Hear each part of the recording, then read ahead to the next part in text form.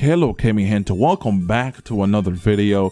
This is a video I really wanted to do for a while now because all of these anime games are going to be coming out in the first quarter of 2020, and there's something for everybody. You know, if you're not an arena kind of guy, an arena fighter kind of guy, you can enjoy an RPG game. If you're not an RPG kind of guy, you can enjoy yourself a fighting game, like an actual traditional fighting game that's not an arena fighter.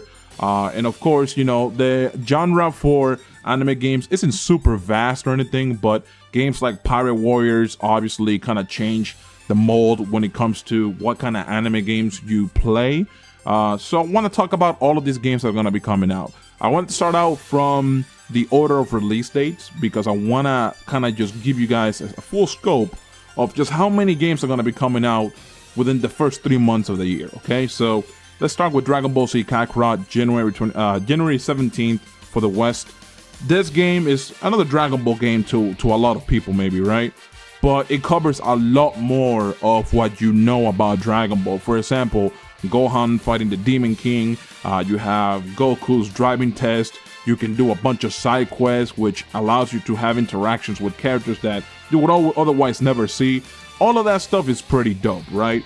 And it has a lot of beautiful cutscenes with beautiful, awesome boss battles.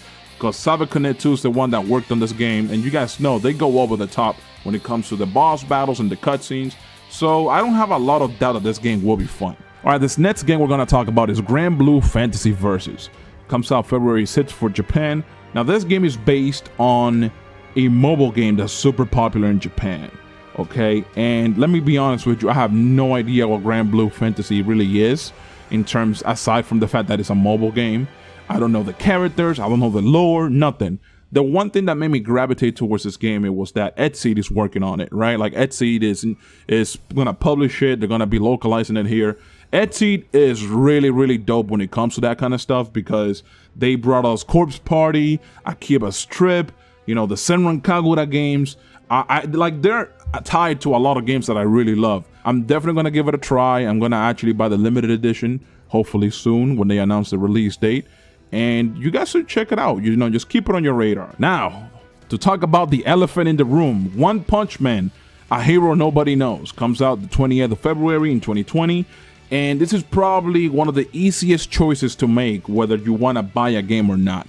More leaning towards don't buy it because the gameplay is atrocious.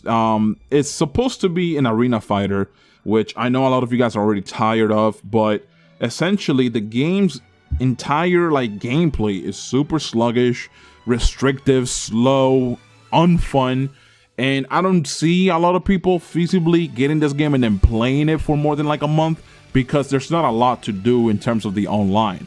The online is usually what keeps these kind of games alive, and if the online is not going to be that enjoyable, I highly doubt that it'll live long enough to see an actual community get built around it. Of course, with everything else, when it comes to these anime games, these arena fighters, you will always have a small community that sticks around.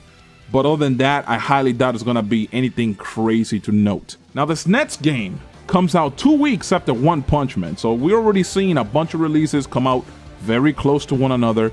This next one is Once Justice 2. Comes out 13th of March for the West. And I loved the first game. Obviously, I had a lot of issues with the first game in terms of the cheesy stuff you could do, the exploits you could do, and from what I've seen in the actual gameplay for this game, there's a lot of improvements. They've added some new mechanics to help with the gameplay being smoother. The story mode is kind of garbage, which is done through anime still shots instead of cutscenes and having boss battles worth noting. So it's kind of like you know, the story mode is, if you want to play it to unlock the customization items, that's basically all it's there for, if I'm being honest. Doesn't look to be like an actual experience for you to enjoy and go back to so you can watch cutscenes and do cool boss battles. So the online is the only thing I care about Once Justice, so I'm not too hung up on that, but I feel like just that alone, with the story mode being the way it is, a lot of people are going to have a hard time justifying the price tag. This next game on the list is Fairy Tail. Now, you guys know I haven't seen Fairy Tail. I haven't read Fairy Tail. I plan on actually watching the anime before the game comes out, so I have context. I understand what's happening in the story, and that way I can be more tied to the game itself. This game is actually a surprise hit because Koei Tecmo did a poll a long time ago, a few years ago, asking what game people wanted. I think the choice were like SAO, Bleach, there was others like Hunter x Hunter, and Fairy Tail won. So all of a sudden we get an announcement for the Fairy Tail RPG game by Gust. Gust is the developer, Koei Tecmo is the publisher, and I'm very excited for this game. One, because it's not a Bandai Namco game, and two, because it's actually different than most other anime games. Like, as you guys already know, most anime games tend to be kind of arena fighters, and that's about it. So it's kind of refreshing, you know, cleanse the palate kind of game. You can play something that's completely different than what you're used to. And the turn-based system is something that a lot of people see as a dated way of playing RPGs, but I actually do find that endearing. I find the turn-based system to be slower but more rewarding because it's more methodical. You actually have to think about what spells you're gonna bring, what is my enemy weak to, what party members are more effective for the specific battle. You know, all those things are actual like things you gotta think about. You also gotta think about like what items do I want to bring, what's the best way to go about beating this battle, and you gotta think a lot about it. I love that. And also because of turn-based systems being the way they are, you get all the time in the world to actually think about what you're gonna do before you do it, right? So I like that. So far, I'm very hyped for Fairy Tail. Now this next game is another Koei Tecmo title. It's One Piece Pirate Warriors 4.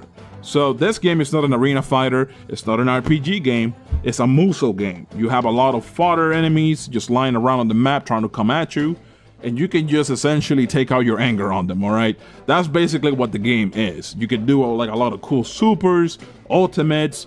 There's obviously gonna be some story mode involved in there because that's kind of like the whole point of the game itself too, is for you to progress the story. You're gonna have boss battles and whatnot. All of that is dope. I'm not a fan of Musou games that much, but at the same time, I'm a fan of Senran Kagura, so it's kind of like, you know, which is it, Berto? You know what I mean? But I do like Senran Kagura for specific reasons.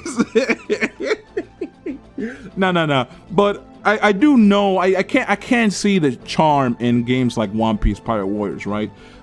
You have just a bunch of enemies that essentially take you a long time to beat because you gotta just beat the ever-living crap out of them, right? And then you can do super cool like ultimates and stuff, which I'm sure that appeals to a lot of people, especially the fans of the series that the game is based on, which is One Piece. I'm thinking about trying it out, see if I like it if they have a demo, and then seeing if I want to actually get the game. We're gonna break down the release dates for these games, right? Let's just start out with from beginning to end. So we have Kakarot on the 17th, okay? And then Grandblue Fantasy on February 6th for Japan. We still don't know the release date for the West, but that's not a too bad of a release date gap. Like, it's not big, it's not close or anything like that, but it's just okay. Then you have One Punch Man on the 28th of February, right? 2 weeks after One Punch Man, you get Once Justice 2. A week after Once Justice 2, you get the Fairy Tail game. And a week after the Fairy Tail game, you get One Piece Pirate Warriors 4. So if I were a fan of all of these games, for example, of all the franchise of these games, and I wanted to get them all, I would be broke. If you guys are planning on buying 3 of these games, your pockets are gonna hurt, my boy, because we're talking about like almost $200 worth of games if you just buy 3 of them.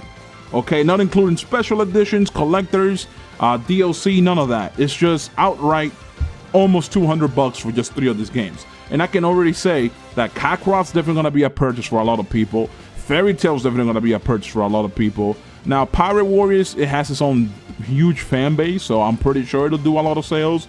My Hero's probably gonna do decent enough, I guess. One Punch Man, I don't know. I'm pretty sure it'll do well because people love torturing themselves. But other than that, I just don't see the game being like successful in the eyes of the players, right? Not so much in the corporate world. The corporate world, I'm pretty sure it'll do just fine. So with that being said, I'm gonna end the video here. I want you guys to list, out of this entire list, I want you guys to tell me which games that you're gonna be getting personally. Obviously, I'm gonna try to get as many of them as possible. Being a YouTuber, I do get granted access to these games for free sometimes, so maybe I'll get lucky.